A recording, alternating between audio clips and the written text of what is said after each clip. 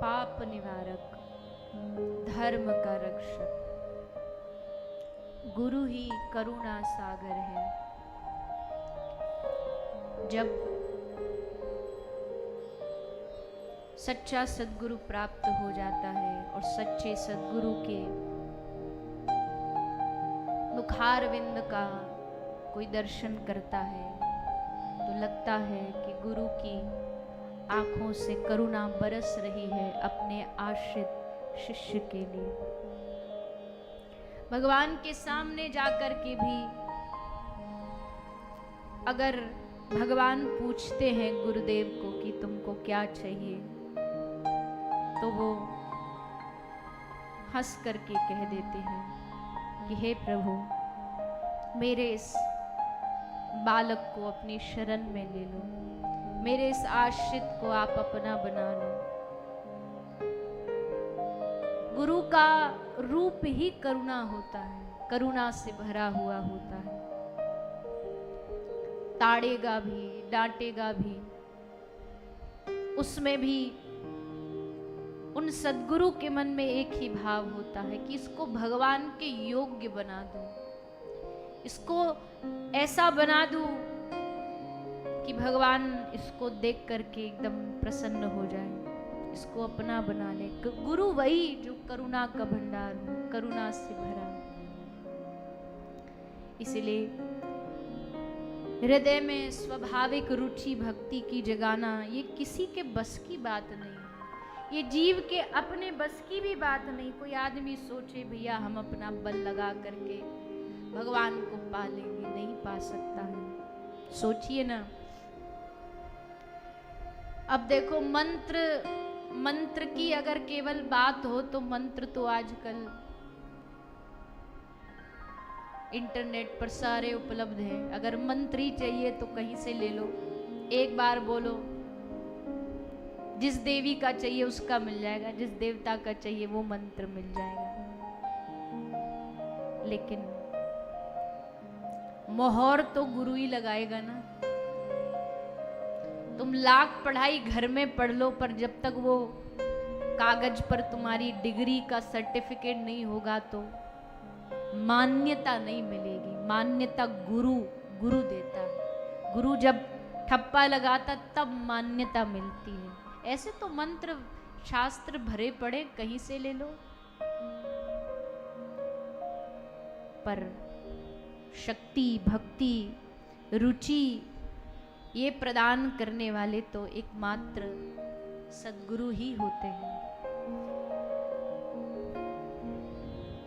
गुरु 4 प्रकार के होते हैं। एक आचार्य गुरु। आचार्य गुरु वो होते हैं जो हमारे परंपरा में चलते हुए आते हैं, इनके परिवार के गुरु रहे आचार्य पद पर, वो आचार्य गुरु होते हैं। एक वो श्रवण गुरु होते हैं, जिनसे कुछ सुनकर के आप बहुत सीखते हो, वो श्रवण गुरु माने जाते हैं। इनकी कथा सुनिए, आपका मन बदला, वो श्रवण गुरु हो गए आपके। एक होते शिक्षा गुरु, जिनसे हमें शिक्षा प्राप्त होती है। और चौथे होते दीक्षा गुरु। है तो और भी, पर मूल ये 4 है। पहले श्रवण गुरु होगा तो श्रवण करा के हमारे अज्ञान को दूर कर देगा, पर फिर श्रवण से काम नहीं, फिर शिक्षा भी चाहिए, फिर शिक्षा गुरु चाहिए, और फिर शिक्षा से भी काम नहीं, फिर दीक्षा चाहिए, मंत्र दीक्षा प्रदान करने वाला गुरु। श्री सुखदेव जी महाराज आए, परीक्षित देख के समझ गए कि यही है वो, यही है जो हमारी नैया को पार उतारेंगे। तो परीक्षित राजा ने सुखदेव जी की शरण ग्रहण की और गुरु ने तुरंत कहा, हे राजन, निर्भय हो जाओ, निडर हो जाओ, डरो मत, मृत्यु के डर को निकाल दो मन में से। गुरु कौन? जो निर्भय बना देता है, जो निडर बना देता है। पाप भी आके तुमको आंख दिखाए तो तुम हक से कहोगे कि मेरा गुरु मेरे साथ है, तेरा अधिकार नहीं मेरे पास आने का। तो श्री राजा परीक्षित समझ गए कि अब मुझे डरना नहीं है।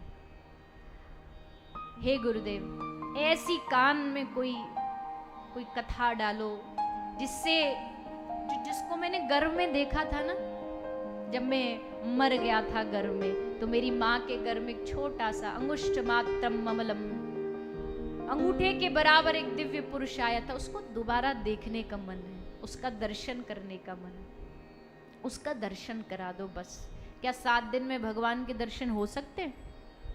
सुखदेव जी ने कहा, रे बावरे 7 दिन की बात करता है, ये भागवत कल्प तरु है, इसके नीचे बैठ के इस क्षण अगर दिल से आवाज निकल गई ना कि हे नाथ कुछ नहीं चाहिए, केवल आपका दर्शन चाहिए, तो इसी क्षण ठाकुर जी प्रकट होकर दर्शन दे रहे। पर पुकार पुकार यहां से एकदम हृदय से निकलनी चाहिए, वो नहीं निकलती। ये प्रश्न तो पूछ लेते हैं कि इतनी कथा सुन ली जी, कुछ हो ही नहीं रहा, अजी होगा कैसे? होगा कैसे? ध्यान तो वहां लगा रहता है कि हम दिख रहे कि नहीं दिख रहे। आप ऐसे नहीं हो, बुरा नहीं मानना, आप सब तो ध्यान से ही सुनते हो, पर हमारे विचार कुछ अलग थलग चलते रहते ना, मन में कुछ चलता रहता, मन में विचार चलते रहते हैं। और ना भी मिले कथा सुन के तो भी कौन सी जल्दबाजी है, कौन सी भागदौड़ मची है कि इसी कथा में मिल जाने चाहिए? नहीं, कोई भागदौड़ नहीं। हे प्रभु, कोई शर्त नहीं, प्रेम में शर्त धिक्कार है ऐसे प्रेम को। प्रेम में कोई शर्त नहीं होती, प्रेम में मिलने की भी शर्त नहीं होती। तू ना मिले तेरी मर्जी, तू ना देखे तेरी मर्जी।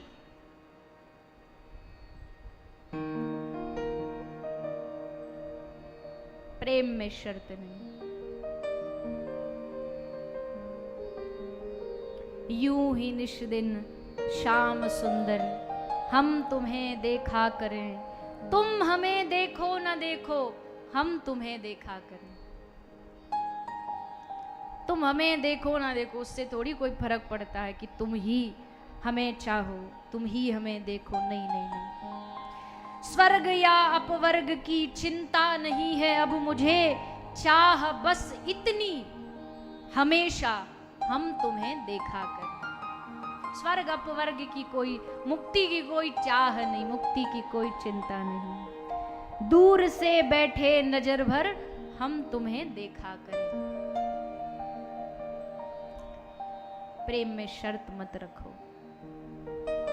प्रेम में शर्त रखती ना, ऐसे लगता है जैसे खीर में नमक डाल दिया, कैसी लगेगी नमक वाली खीर। प्रेम भी भगवान सोचते हैं ये एकदम निस्वार्थ करे मुझसे, कोई चाह ना करे, और फिर हम उसमें शर्त रख देते हैं। नहीं। तो सुखदेव जी ने राजा परीक्षित को फिर कथा सुनाना आरंभ किया, नाम की महिमा को बताया। आज तो ज़्यादा समय नहीं है, तो हम नाम की महिमा की चर्चा किसी और समय और दिन करेंगे। तो श्री सुखदेव जी ने कथा के आरंभ में सृष्टि का जो प्रादुर्भाव हुआ है, भगवान ने इस जगत को निर्माण किया, इस जगत को बनाया, कैसे कैसे रचना की, वो सुना रहे हैं। फिर भगवान के एक भक्त का चरित्र सुनाते हैं जिनका नाम है श्री विदुर जी महाराज। विदुर और विदुरानी बड़ा सादा जीवन जिया करते थे। भगवान के नाम में नियम था इनका, एक छोटी सी झोपड़ी में रहते थे, फलहार करते दोनों और साथ में बैठ करके नाम जाप करते, साथ में विदुर जी कथा सुनाते, विदुरानी सुनती। दोनों का जीवन बड़ा आनंद में बीत रहा था। और फिर एक दिन वो समय आया जब सूचना मिली कि द्वारिकाधीश श्री कृष्ण आ रहे हैं, द्वारिकाधीश कृष्ण आ रहे हैं। ये जैसे विदुर ने सुना, रोम रोम खिल उठा। हाँ, द्वारिकाधीश का दर्शन होगा हमको। अब दर्शन तो हो गया, पर अब मन में लालच, प्रेमी की एक इच्छा पूरी हो जाती है ना, तो फिर उसको दूसरी इच्छा पैदा हो जाती है। प्रेम में इच्छा कभी खत्म नहीं होती, संसार वाली इच्छा नहीं, पर अब भगवान दर्शन दे दिए, अब काश घर आ जाए, घर भी आ गए तो अब काश एक बार गले लग जाएं, गले लग गए अब काश एक बार अपने हाथों से उनको एक भोजन का कौर खवा दे। तो इच्छा दिन ब दिन बढ़ती जाती है, खत्म नहीं होती प्रेम में इच्छा। तो वहां दर्शन कराए और दर्शन करे दूर खड़े, क्योंकि विदुर जी तो पहले ही घर त्याग चुके थे। उनको पता है कि धृतराष्ट्र को समझाया, दुर्योधन को समझाया, वो माना नहीं और श्री विदुर जी निकल गए थे तीर्थ पर। और जब गए स निर्गतः कौरव पुण्य लब्ध, कौरवों का पुण्य अपने साथ ले गए और तीर्थ यात्रा करते करते आए मथुरा, यमुना जी के घाट पे। और यमुना जी के घाट पर उनको मिल गए उद्धव जी। उद्धव जी यमुना के घाट पर मिले और तब पता लगा विदुर जी को कि महाभारत का युद्ध पूरा हो चुका है। और उद्धव जी ने कहा मैं जा रहा हूं बद्री का आश्रम, और भगवान ने मुझे उपदेश दिया, आदेश दिया है कि उद्धव को कहना मैत्रेय मुनि के पास जाए, दोनों का मिलन होता है। तो श्री विदुर जी महाराज तो महाभारत के युद्ध से पूर्व ही घर त्याग के चले गए, पर जैसे भगवान के आगमन की सूचना मिली भागे भागे आए, कुटिया छोड़ करके भगवान का दर्शन किया। सामने भगवान विराजमान थे। अब विदुर जी को लगा जाके बोल दूं प्रभु हमारे घर आ जाओ, पर कभी कभी होता है ना मन में आ जाता रे हमारी कहाँ हैसियत है भगवान हमारे घर आएंगे। सो कहा तो नहीं मुंह से, पर दिल से बोल दिया। और दिल की आवाज थोड़ा जल्दी पहुंच जाती है भगवान तक, शब्दों वाली इतनी जल्दी नहीं पहुंचती जितना दिल की पहुंच जाती है। दिल से कोई बात निकले और उसमें भी एक आंख का आंसू गिरे और तब वो दिल की आवाज पहुंच जाए ना, तो बड़ी जल्दी तुरंत सुन ली जाती है भगवान के द्वारा। भगवान ने कहा चलो आज इन्हीं के घर चलते हैं। दुर्योधन ने 56 भोग सजाए थे, भगवान ने कहा कि हमको भूख नहीं, आज तो हम कहीं और ही हमारा मेन्यू सेट है, आज वहां जाएंगे। और श्री ठाकुर जी आ गए विदुरानी के घर। विदुरानी के घर आते ही दरवाजा खुला, अपने प्राणनाथ को सामने अचानक घर में आया देख विदुरानी का रोम रोम खिल उठा। हाथ से न प्रणाम कर पा रही, न सर झुका पा रही, न बोल पा रही, न कुछ कह पा रही, बस आंख के आंसू। भगवान का सबसे अच्छा स्वागत यही होता है। फल फूल से भगवान राजी नहीं होते जितने भगवान हमारे आंख के आंसू से प्रसन्न होते हैं। भगवान ने कहा आज हमारी चाची का भाव पूरा हो गया। भगवान ने भोजन प्रसाद की मांग की तो जल्दबाजी में सोई एक भीतर से केला उठा के ले आई, भगवान को केला पवाने लगी और केला भगवान ने पाया। ये कथा सब जानते हैं, इतिहास की एक ऐसी घटना है, भारत का बच्चा बच्चा जानता है। शायद केला खिला देती तो कोई विदुरानी की कथा नहीं सुनता। सीधा अभी थोड़ी देर पहले कहा था नियम तो यही है कि जी केला खिलाया जाता है, पर नियम करती तो विदुरानी का नाम कोई नहीं जानता। जब नियम में भूल हो जाती है तो वो नियम की भूल बड़ा मजा देती है। तो केला का छिलका खिलाया और उसी छिलके को पाके भगवान बड़े आनंदित हो गए, बड़े प्रसन्न हो गए। भाव और भक्ति दोनों का मिलन हुआ। श्री विदुर और विदुरानी पर श्री ठाकुर जी ने खूब कृपा की, खूब आनंद दिया। इसके बाद सृष्टि आगे बढ़ी, सृष्टि प्रकरण आगे बढ़ा। भगवान ने इस समस्त जगत का, भगवान बैठे बैठे लगा कि कुछ खेल खेलते हैं। भगवान को भी तो कभी कभी लगता है ना कुछ खेल खेला जाए, तो भगवान ने खेल ही खेल में ये जगत की रचना कर दी। ये भगवान का खेल चल रहा है, सारा जो जगत है सब भगवान का ये खेल है। खेल में दिखने में क्या लगता है, वीडियो गेम जो खेलते हैं क्या होता है उसमें, ऐसे लगता अब गिरे अब मरे। अब ज्यादा मैं तो कभी ऐसे वीडियो गेम खेला नहीं। एक बचपन में सभी ने शायद वो एक सांप आता, सांप पहले जो फोन आए थे ना वो इतने से उस पे एक सांप आता है, ऐसे लगता है अब खाया और दिल की धड़कन तेज हो जाती है, जबकि ना सांप है ना कोई खाने वाला है, कुछ नहीं है, खेल है बस। सोई महाराज ये भी खेल ही है, दुनिया का जगत का खेल चल रहा है। सब हम इसमें अपना अपना रोल अदा कर रहे हैं, कोई किस रूप में कोई किस रूप में। इस खेल में कभी कोई हार जाता है, कभी कोई जीत जाता है। बस ये नहीं भूलना चाहिए कि इसके मुख्य जो खिलाड़ी हैं वो भगवान है। मुख्य जो इसके खिलाड़ी हैं वो हमारे ठाकुर जी हैं, और वो हमको जैसे नचाएंगे भैया नाचना पड़ेगा। उसके हाथों में है हमारी डोर, जैसे नचाएगा नाचना पड़ेगा। और उसके जिस दिन हमारे मन में आ गया ना कि जी वो नचारा जो कर रहा है, तो फिर हमारे मन में कोई थोड़ा बहुत दुख, संकट, कष्ट की जो दुविधा भी रहती है वो भी खत्म हो जाएगी। देखो जीवन में ना जिसको जो चाहिए हमेशा वो नहीं मिलता है, कभी नहीं मिलेगा, कितना भी प्रयास कर लीजिए कभी नहीं मिलेगा।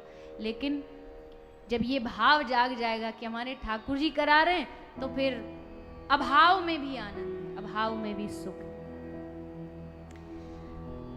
तो भगवान ने जगत का निर्माण करके इस खेल को बनाया। फिर ब्रह्मा जी का प्रागट्य हुआ, सृष्टि का निर्माण हुआ। भगवान समुद्र में से पृथ्वी को निकल के लाए, और जब समुद्र में से पृथ्वी को भगवान ने निकाला तो पृथ्वी ने क्या देखा? जब वो आई ना ऊपर समुद्र से बाहर, तो उन्होंने देखा कि यहाँ तो बड़े बड़े वृक्ष लता, पहले मेरे आने से, मेरे आगमन से पूर्व ही यहाँ तो बड़े बड़े वृक्ष खड़े हुए हैं। तो माता पृथ्वी एकदम घबरा गई कि ये सब कहाँ से आया। तो भगवान ने बताया, देवी आपके आने और जाने से इस स्थान को कोई फर्क नहीं पड़ता। ये स्थान ऐसा है जो धरती का प्रलय भी हो जाए तब भी नष्ट नहीं होता। और वो स्थान कौन सा है? बोलिए ना जोर से। आप सब तो पुराने स्टूडेंट हो, तो कोई नई बात तो है नहीं आपके लिए बताना। कौन सा स्थान है? जोर से बोलो। नहीं पता तो नेक जोड़ते बोल दो। लो, लगता पुरुषोत्तम मास में ज्यादा ही फलहारी बन गए हो, आवाज नहीं निकल रही।